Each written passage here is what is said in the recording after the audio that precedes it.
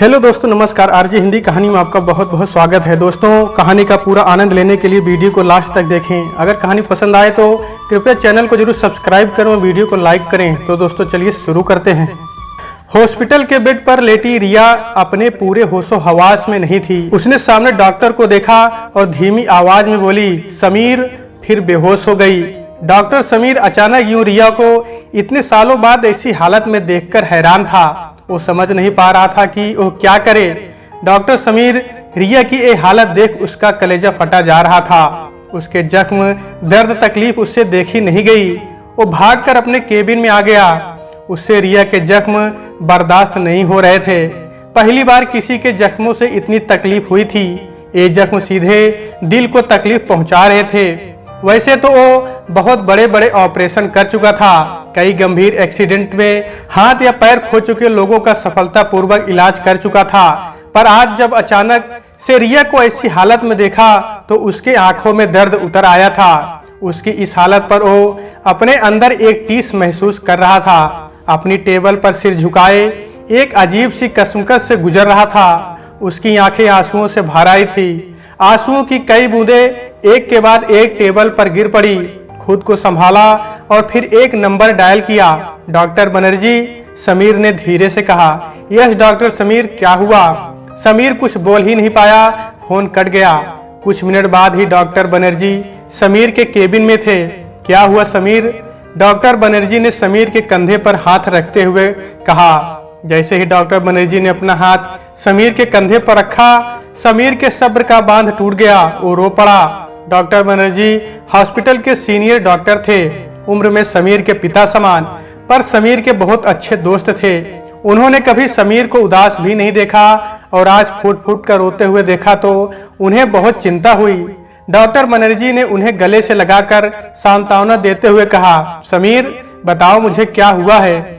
समीर ने पास में ही रखा पानी के गिलास से 2-3 घूंट पानी पिया और खुद को नॉर्मल करने की नाकाम कोशिश करते हुए बोला, रिया की हालत बहुत ज्यादा क्रिटिकल है। मैं ये केस हैंडल नहीं कर पाऊंगा। मैं चाहता हूं कि आप रिया का ऑपरेशन करें। मैं उसे इस हालत में नहीं देख पाऊंगा। Please doctor Banerjee please. कहते कहते नीचे बैठ गया। उसका गला रूंध गया था। आगे कुछ बोल ही ना पाया। डॉक्टर बनर्जी ने उसे उठाकर कुर्सी पर बैठाया और पास ही पड़ी रिया की रिपोर्ट को पढ़कर बोले, डोंट वरी, सब ठीक हो जाएगा, उसे कुछ नहीं होगा। फिर डॉक्टर बनर्जी रिया के वार्ड में जा पहुंचे। डॉक्टर बनर्जी बोले, रिया की हालत सच में क्रिटिकल है। उसकी बॉडी में कई जगह कांच घुसे हैं, बहुत खून भी बह चुका। हमें पहले ही खून का इंतजाम कर लेना चाहिए। समीर ने कहा, मेरा और रिया का ब्लड ग्रुप सेम है। डॉक्टर बनर्जी बोले, हूँ ठीक है, तैयार रहना, जरूरत पड़ सकती है, मैं चलता हूँ। फिर रुककर बोले, ये सब हुआ कैसे समीर? मुझे नहीं पता, मैंने उसे हॉस्पिटल में ही देखा था। फिर डॉक्टर बनर्जी जाने लगे। डॉक्टर बनर्जी, वो ठीक तो हो जाएगी ना? मुझे बहुत डर लग रहा है। समीर का दर्द उसकी आवाज से झलक रहा था। समीर, तुम खुद इतने बड़े डॉक्टर होकर ये पूछ रहे हो? तुम तो ये सब रोज देखते हो, फिर भी? डॉक्टर बनर्जी ने आश्चर्य जाहिर किया। क्या करूं, आज मैं डॉक्टर नहीं, एक सामान्य इंसान हूं जो किसी अपने को ऐसी हालत में देख रहा है जिसे दुनिया में सबसे ज्यादा प्यार किया था, सिर्फ उसे ही चाहा था, सिर्फ उसकी खुशियां ही मांगी। फिर मैं उसे ऐसी हालत में कैसे देखूं? कैसे? वो टूट गया था। उसे उम्मीद खोती नजर आ रही थी। देखो समीर, मैं तुम्हारी हालत समझ सकता हूँ, पर तुम्हें हिम्मत से काम लेना होगा। उसका यहाँ पर तुम्हारे अलावा कोई नहीं है। जब तुम कमजोर पड़ जाओगे तो उसे हिम्मत कैसे मिलेगी? तुम्हें देखकर उसे हिम्मत मिलेगी, नहीं तो वह भी टूट जाएगी। तुम उससे अब भी प्यार करते हो ना? उसकी खुशी देखना चाहते हो तो तुम्हें हिम्मत करनी होगी। ओके। इसके बाद डॉक्टर बनर्जी ऑपरेशन रूम की तरफ चले गए। समीर वहीं बैठा रिया के बारे में सोच रहा था। 6 साल पहले रिया की शादी के एक दिन पहले उसकी आखिरी मुलाकात हुई थी रिया से। बचपन से दोनों एक दूसरे को जानते थे, हर लम्हे के साक्षी थे दोनों एक दूसरे की जिंदगी के। इंटर तक की पढ़ाई दोनों ने साथ में की थी। समीर रिया से 3 साल बड़ा था, पर रिया हमेशा उसे चिढ़ाने के लिए बुद्धू राम ही कहती थी। रिया के काले घने लंबे बाल जब खुले होते, समीर पीछे से किसी चीज में बांधकर भाग जाता।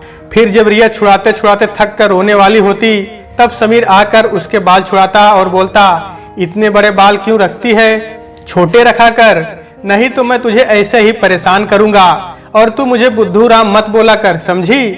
ऐसे ही हंसते खेलते कब दोनों बड़े हो गए पता ही नहीं चला। समीर ने आगे की पढ़ाई के लिए कुछ सोचा नहीं था, उसका कोई लक्ष्य नहीं था। फिर अपनी माँ के कहने पर मेडिकल की तैयारी करने के लिए शहर आ गया। उसकी माँ का तर्क था कि भगवान के बाद डॉक्टर के हाथ में ही वो ताकत है जो लोगों की जान बचा सके। और ये बात समीर के मन को छू गई और उसने डॉक्टर बनने का सोच लिया। इंट्रेंस एग्जाम में पास हो जाने के कुछ दिन बाद एडमिशन शुरू हो रहे थे तो समीर ने सोचा घर चला जाऊं। काफी दिन से मम्मी पापा से नहीं मिला था और रिया से भी, तो कुछ दिन के लिए घर चला आया। घर शाम को पहुंचा, काफी थक गया था तो सोचा रिया से कल मिल लूंगा। अगले दिन सुबह समीर अपने बिस्तर पर सो रहा था। उसको अपने कान में कुछ घुसता हुआ मालूम हुआ। नींद में था तो उंगली डालकर चेक किया, फिर करवट लेकर सो गया। थोड़ी देर बाद फिर उसे कान में कुछ घुसता मालूम हुआ, पर इस बार जब उसने कान में उंगली डालने के लिए हाथ ऊपर किया तो किसी के हाथ से टकराया।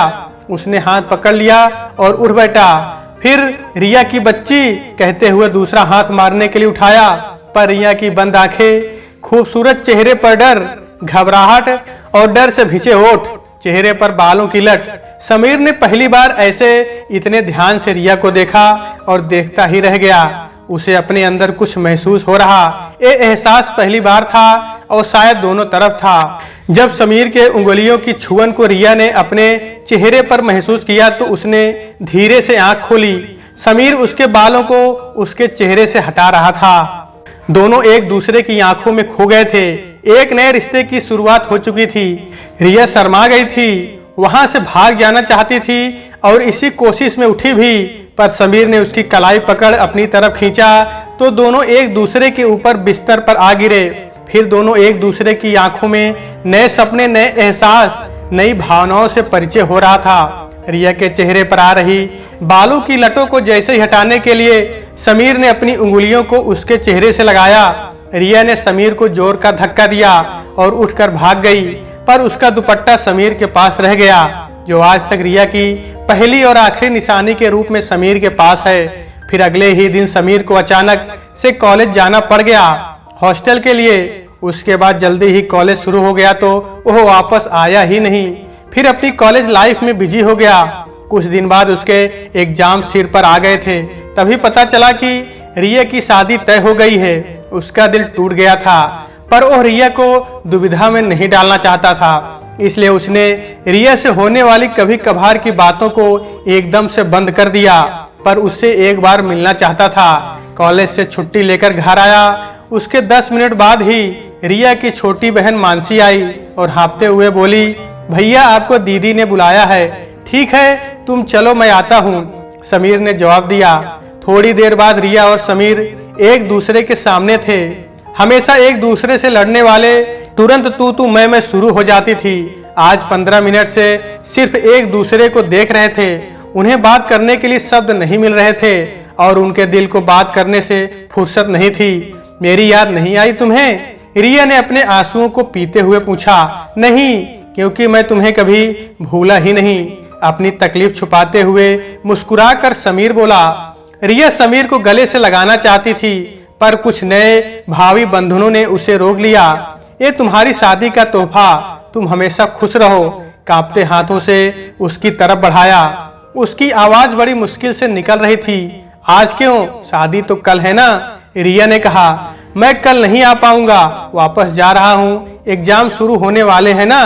अपने दर्द का घूंट पीते हुए समीर बोला। मेरी शादी के लिए भी नहीं रुकोगे? रूंधे गले से रिया ने कहा। मैं रुक गया तो शायद तुम शादी न कर पाओ। समीर की आंख से आंसू की एक बूंद टपक पड़ी।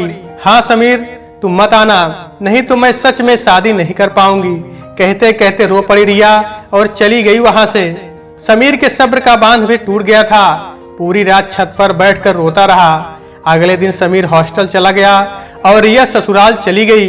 समीर डॉक्टर बनर्जी की आवाज से वो भविष्य में वापस आ गया। डॉक्टर बनर्जी बोले, ऑपरेशन सफल रहा। समीर ने तुरंत डॉक्टर बनर्जी को गले से लगा लिया और शुक्रिया अदा किया। डॉक्टर बनर्जी बोले, अभी वह पूरी तरह से खतरे से बाहर नहीं है, काफी खून बह जाने से वो काफी कमजोर हो गई है। तुम्हारे खून की जरूरत है और ये 8 घंटे बहुत मायने रखते हैं, क्योंकि हाथ पैर पीठ के अलावा बहुत सारे कांच के टुकड़े उसकी कनपट्टी के पास मिले हैं, जो थोड़े रिस्की हो सकते हैं। खुद को संभालता हुआ समीर रिया को खून देने के बाद बाहर पड़ी बेंच पर बैठ रिया के बारे में सोच रहा था। उसे थोड़ी कमजोरी महसूस हो रही थी। डॉक्टर बनर्जी उसके लिए जूस लेकर आए और उसके पास बैठते हुए बोले, हिम्मत रखो, सब ठीक हो जाएगा और उसके घर वालों को खबर कर दो। समीर ने कहा, मेरे पास किसी का कांटेक्ट नहीं है। रिया की शादी के बाद मैंने घर जाना बंद कर दिया, तो पापा ने कॉलेज के पास ही घर ले लिया था, फिर हम कभी वापस गए ही नहीं। डॉक्टर बनर्जी बोले, तो उसकी देखरेख की जिम्मेदारी कौन लेगा? उसे एक अच्छे केयर की सख्त जरूरत है। मैं हूं ना, मैं उसे अपने फ्लैट पर ले जाऊंगा, मैं उसकी देखभाल करूंगा। समीर ने कहा, पर वो शादीशुदा है, ऐसे कैसे तुम उसे अपने घर में रख सकते हो? मैं जानता हूं, पर इस समय मैं किसी और पर विश्वास नहीं कर सकता। और फिर यहाँ मेरे अलावा कौन है उसका? उसके पति, घर वाले, रिश्तेदार कोई तो नहीं है, किसी का कुछ पता नहीं है। वो लोग भी रिया को ऐसी हालत में कैसे देखेंगे? इसलिए जब तक ठीक ना हो जाए मेरे साथ रहेगी, फिर वो जहां जाना चाहेगी मैं छोड़ आऊंगा। डॉक्टर बनर्जी ने सहमति जताई। शाम के 6 बज रहे थे। डॉक्टर बनर्जी कुछ देर समीर के पास बैठने के बाद घर जाने के लिए खड़े हो गए और जरूरत पड़ने पर कॉल करने को कहा और चले गए।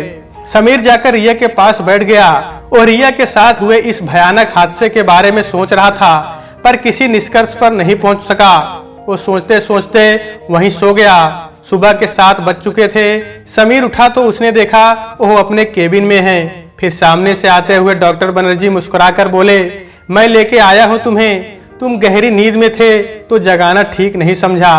तुम रिया के बेड के पास ही सो गए थे, होश आया उसे? समीर ने उत्तेजित होकर पूछा।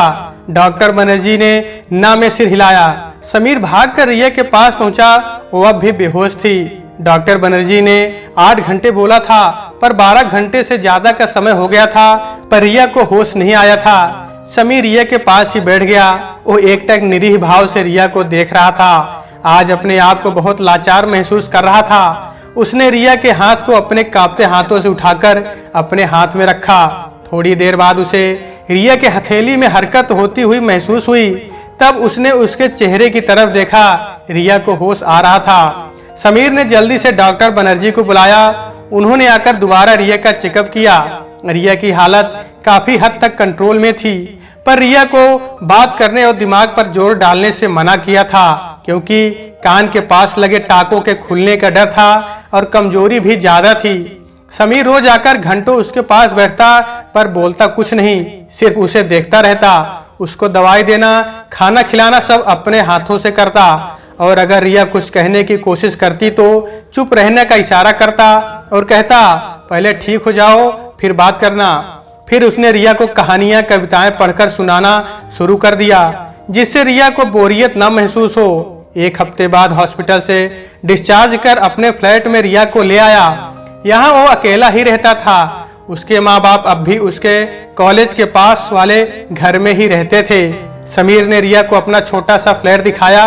रिया ने मुस्कुराकर हाथों के इशारे से बताया, बहुत सुंदर है। समीर ने कुछ दिनों की छुट्टी ले ली थी रिया के लिए।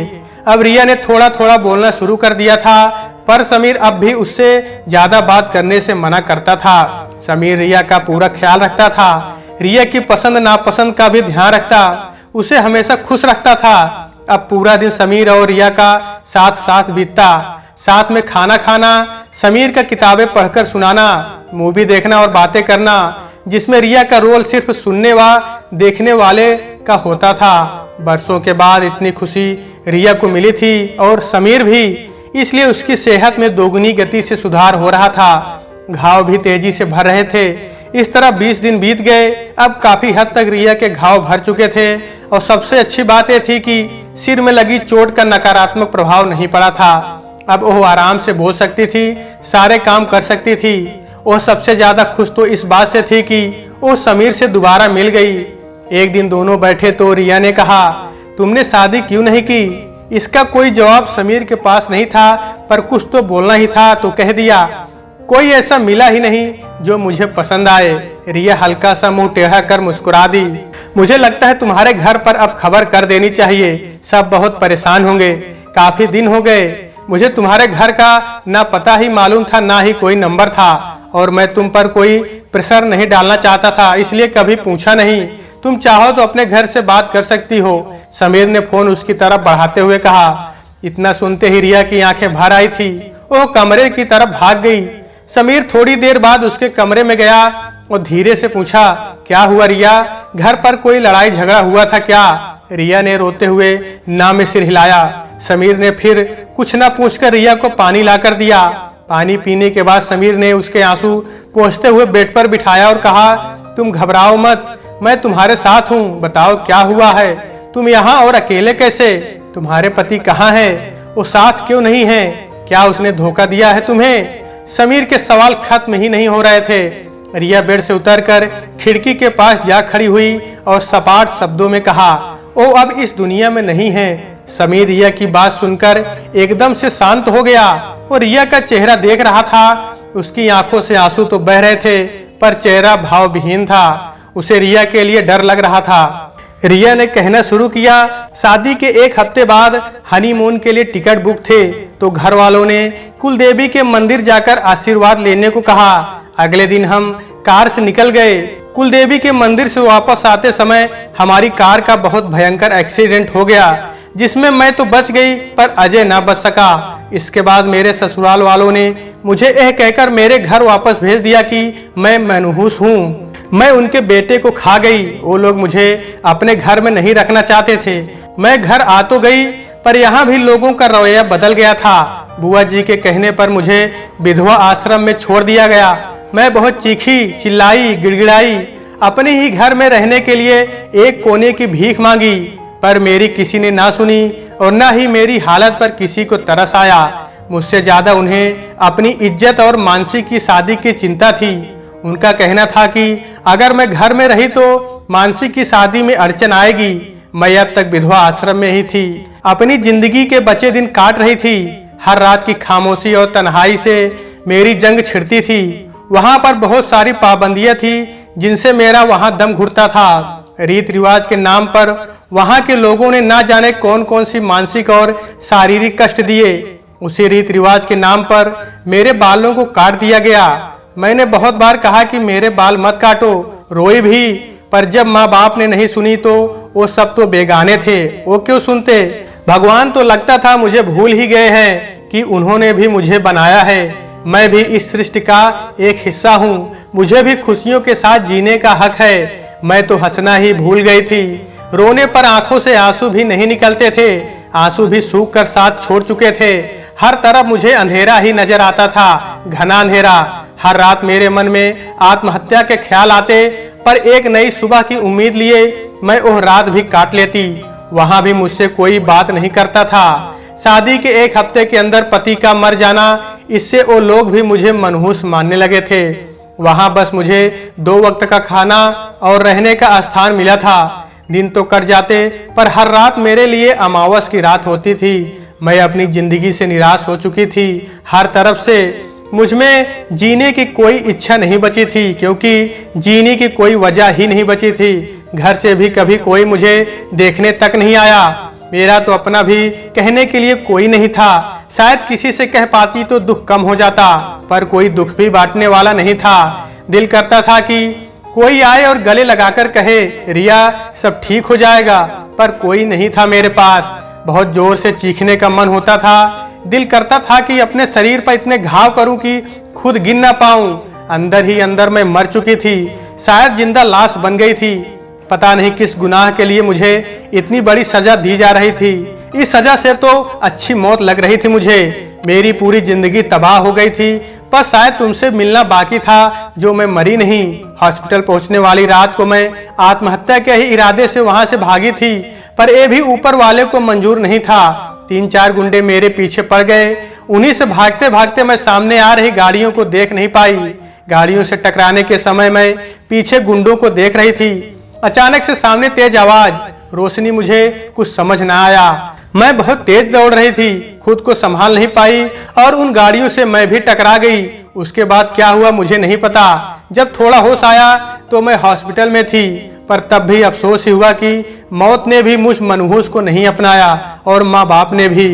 तो दुनिया ने ठुकरा कर ज्यादा सितम नहीं किया मुझ पर। रिया इतना कहकर चुप हो गई। समीर का शरीर सुन्न हो गया था, आत्मा तड़प उठी थी। जिसके शरीर पर लगे घाव को देखकर दर्जनों ऑपरेशन को सफलतापूर्वक अंजाम देने वाले डॉक्टर समीर के हाथ कांप उठे हो, उसकी तो पूरी आत्मा हर अंग जख्मों से छलनी है, जिनका इलाज तो उसके पास है ही नहीं। समीर बेड से उठा, उसकी आंखों से आंसुओं की धारा बह निकली थी। उसने दौड़कर रिया को गले से लगा लिया। रिया को उसकी बाहों में इतने सुकून का एहसास हुआ जितना एक अजन्मे बच्चे को माँ की कोख में होता है। ये सुकून बहुत दिनों बाद मिला था। काफी देर तक समीर उसके गले लगा रहा, फिर उसे महसूस हुआ कि रिया की गिरफ्त ढीली पड़ चुकी है। उसे अपने से दूर कर रिया को देखना चाहा तो वो उसकी बाहों में झूल गई। समीर ने उसके गालों को थपथपाते हुए कहा, रिया। रिया बेहोश हो चुकी थी। हॉस्पिटल में डॉक्टर बनर्जी ने रिया का चेकअप किया और कहा, कमजोरी और स्ट्रेस लेने की वजह से ऐसा हुआ, घबराने वाली कोई बात नहीं, थोड़ी देर बाद उसे होश आ जाएगा, उसे तुम घर लेके जा सकते हो। 3 दिन बाद रिया छत पर अकेली बैठी नीले आसमान को देख रही थी। समीर उसके पास बैठते हुए बोला, अब तबीयत कैसी है? ठीक हूँ, रिया ने बिना देखे जवाब दिया। थोड़ी देर चुप रहने के बाद समीर रिया से दूर जाकर बैठते हुए बोला, रिया, तुमने उस दिन पूछा था कि मैंने शादी क्यों नहीं की, तो मैं आज बताना चाहता हूँ। रिया आश्चर्य से समीर को देखने लगी।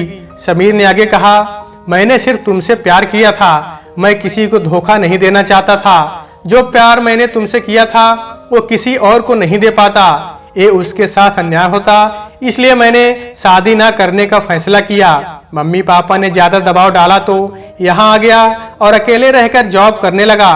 तुमसे आखिरी मुलाकात के बाद मैं चैन से सो नहीं पाया हूँ। कॉलेज के समय जब नींद नहीं आती थी तो पढ़ने लगता था, पर दिमाग और दिल में तुम ही बसती थी। जॉब मिलने के बाद मैं रात भर जाग कर काम करता था, जिससे मैं तुम्हें याद ना करूं, भूल जाऊं, पर मैं कभी तुम्हें ना ही दिल से निकाल पाया, ना ही कभी भुला पाया। मेरे दिल और इस घर में सिर्फ एक ही जगह खाली थी और उसमें तुम बस गई। फिर किसी और के लिए ना दिल में जगह बची ना घर में। तो क्या अपनी जगह में फिर से वापस रहना चाहोगी? मेरी उजड़ी दुनिया को आबाद करना चाहोगी? रिया की आंखों में आंसू और खुशियों ने दस्तक दे दी थी। वह दौड़कर समीर के सीने से जा लगी। दोनों एक दूसरे की बाहों में आज उम्र भर का सुकून महसूस कर रहे थे। उन दोनों को यूं देखकर लग रहा कि जैसे वो सदियों के बिछड़े हैं जो इस जन्म में आकर मिले हैं। तो दोस्तों, आज के वीडियो में बस इतना ही। कहानी आपको कैसी लगी कमेंट बॉक्स में जरूर बताइएगा। अगर कहानी पसंद आई है तो कृपया चैनल को जरूर सब्सक्राइब करें और वीडियो को लाइक करें। तो दोस्तों, आपसे फिर मिलते हैं अगले वीडियो में, तब तक के लिए नमस्कार।